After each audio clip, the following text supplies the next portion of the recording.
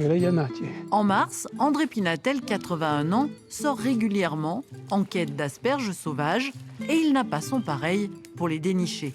Il faut d'abord qu'il y ait la plante mère, et puis après, on cherche au pied de cette plante. Normalement, les asperges sauvages sont là. Bien cachées au milieu des herbes et des orchidées sauvages, elles sont plus fines et plus longues que les asperges de culture. De beaux spécimens d'asperges, là, tiens. Une asperge printanière au goût très spécifique qu'André a appris à ramasser dès l'enfance. C'est un goût un petit peu plus prononcé que l'asperge des jardins, quoi, parce que c'est comme ça a poussé dans des endroits quand même un peu caillouteux, un peu secs quand même. Ajoutez à cela le plaisir d'une balade dans les bois, un bonheur simple.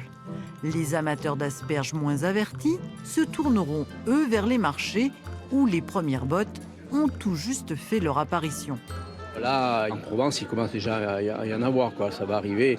Nous, on en aura peut-être samedi, déjà un petit peu. Mais c'est vrai que vis-à-vis du climat, cette année, c'est un peu tôt retardé. Pour André, pas question d'attendre. À peine cueilli, il va préparer une brouillade d'asperges. Là, ça coupe tout seul. Et on descend le long de la tige. Là, et là, quand ça coupe plus, voilà, là, c'est pas la peine. C'est ligneux, quoi. Ensuite, il faut démarrer la cuisson à vif avant de baisser le feu. Là, il faut attendre une dizaine de minutes parce qu'il faut que le cuise, mais pas qu'elle soit brûlée, quoi. Et comme pour toutes les bonnes choses, il convient de goûter sans attendre. Ça, c'est le goût du printemps.